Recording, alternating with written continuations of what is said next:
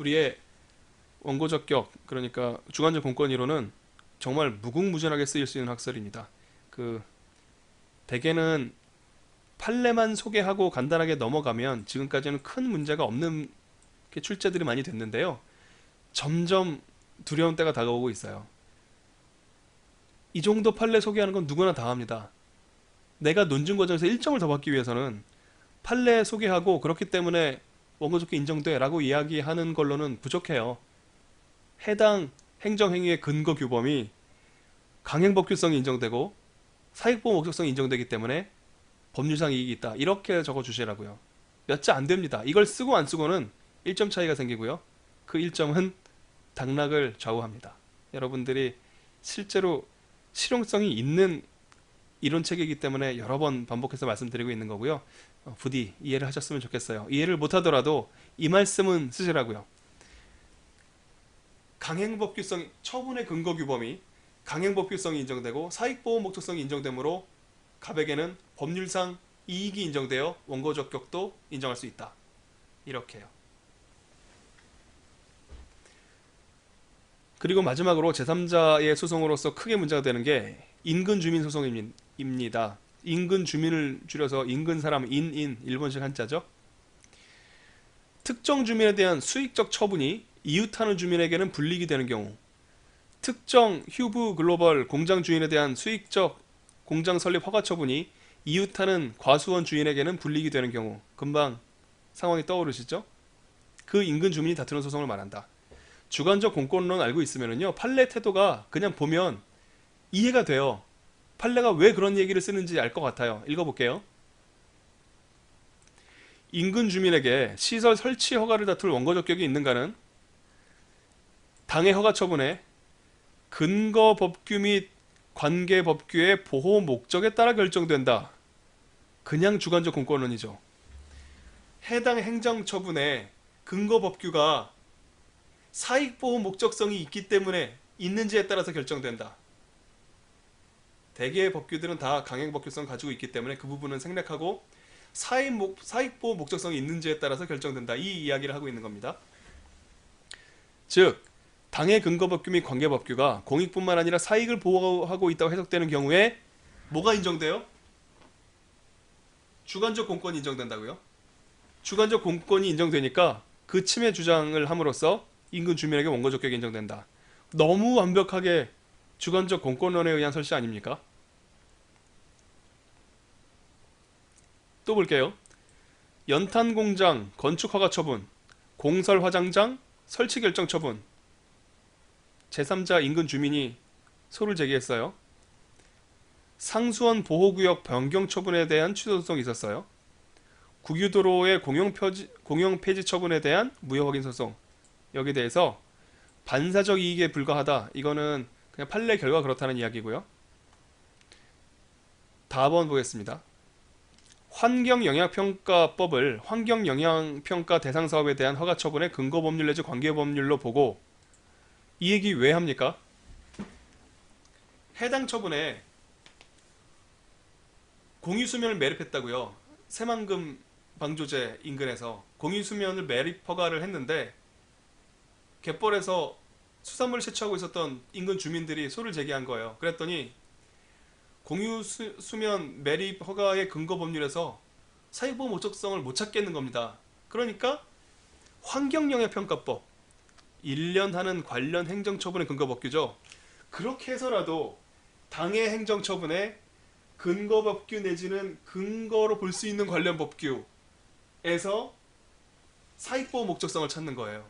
그걸 찾아야 주관적 공권이 인정되지 않겠습니까?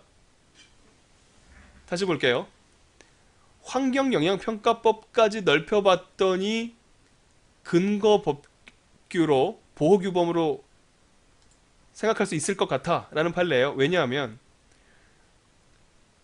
허가 대상 사업으로 인해서 그 인근 주민한테 환경상 이익에 대한 직접적이고 중대한 환경 침해를 받게 되리라고 예상된다. 그러니까 공유수면 매립이라는 행정처분이 있어요. 그 근거 법률일 거라고 생각되는 넓은 의미에서의 근거 법률이 당사자의 환경상 이익을 심대하게 침해한다고요. 그러니까 그 해당 법규는 환경상 이익을 보호해야 되는 사익보호 목적성이 있다는 이야기를 하고 있는 겁니다. 그래서 원고 적격을 인정했다. 법률상 이익이 있다. 생략된 말은 사익보호 목적성이 있으니까 주관적 공권이 인정되고 그 침해 주장을 함으로써 원고 적격이 인정된다. 이런 이야기가 생략되어 있는 거죠.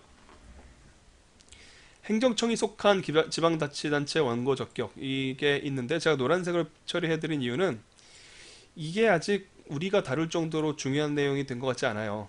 우리 노무사 행정정속법은 지방자치법을 다루고 있지 않기 때문에 이것까지 다루는 것은 좀 무리가 있지 않을까? 그런 생각이 들어서 일단 다루지 않겠습니다. 환경영향평가 구역 내의 원고 적격, 주민의 원고 적격, 답안 예시가 있으니 읽어보시면 되겠습니다. 자, 케이스가 있죠. 이 케이스를 풀게 되면 여러분들이 주관적 공권론을 얼마나 능숙하게 다룰 수 있는지를 확인할 수 있을 거예요. 다시 한번 위에 있는 표를 한번 쳐다볼게요. 이게 이 8가지 중에서 어떤 경우에 대해서 원고 적격이 있느냐를 묻는 문제가 나올지 모릅니다. 우리는 경원자, 경업자, 인인 여기에 대해서는 판례들을 좀 알고 있어요. 만약에 판례가 없는 문제가 나오거나 판례가 생각이 안 나면 백지 낼 겁니까?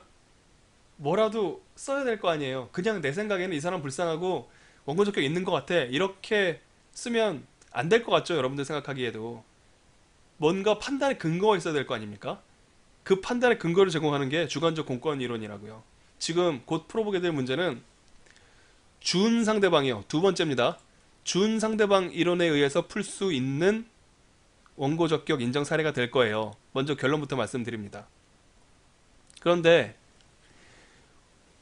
왜 주관적 공권 이론이 이용하게 되느냐면 여기에 대해서는 딱히 판례가 인정했다라고 평가하기 곤란한 경우예요. 그래서 만약에 해당되는 판례가 없거나 판례가 기억이 안 나는 경우 어떻게 푸는지를 여러분들한테 소개해드리기에 매우 적합합니다. 8가지나 사례가 있는데 유형이 있는데 그 중에 맨날 경원자, 경업자만 문제 내겠어요?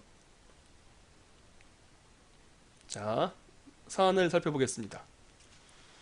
주식회사 A 상호저축은행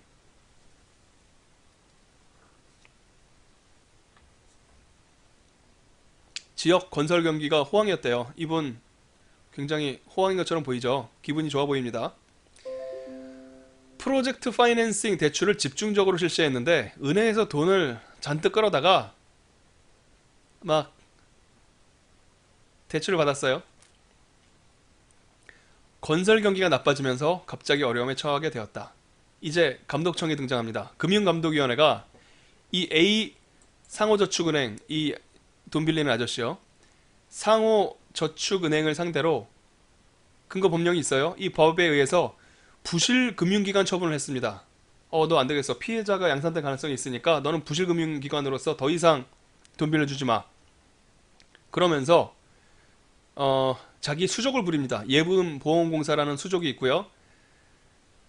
A저축은행이라는 이 저축은행, 지금 여기서의 당사자인 시민인데 A저축은행에게 신주 전량 인수와 기존 주식 무상 소각을 명령하였다. 사실상 폐쇄 수순에 들어가는 거죠. 그거를 자신의 수족인 예금보험공사를 통해서 하는 겁니다. 그랬더니 A저축은행에는 주식회사라고 했잖아요. 주주가 있었어요. 갑이라는 사람입니다. 자기가 가지고 있었던 주식이 무상 소각된대요. 반발해서 금융감독이, 처분청이죠. 부실금융기관 결정 처분, 취소를 구하는 소를 제기했다. 당의 제소는 적법한가? 막막합니다. 이럴 때 어떻게 푸는지 보여드릴게요. 문제 소재. 적법한지를 밝히기 위해서 적법한가? 라고 물었잖아요. 형광펜으로 질문에 표시하라고 말씀드렸죠. 먼저 취소 소송의 적법 요건을 일별할 필요가 있습니다. 적법한가라는 문제가 나오면요, 적법 요건은 무조건 적어주세요. 특히 원고 적격이 문제됩니다. 앞으로 보시면 알겠지만 사안의 원고는 갑인데요, 주주라고 말씀드렸어요. 금감위는 저축은행 A라는 저축은행에 대해서 부실금융기관 결정 처분했죠. 금검이는 A에게 처분을 했습니다. 근데 처분의 제3자인 A한테 원고 적격이 인정될까요? 이게 문제가 되는 겁니다. 일단 적법 요건 적어요. 대원익 비정관기, 대원소 피치제소관, 그걸 적습니다. 이거 1분 안에 정확히 적을 수 있도록 연습하라고 말씀드렸습니다. 잠깐 강의 일시 정지해 두시고요.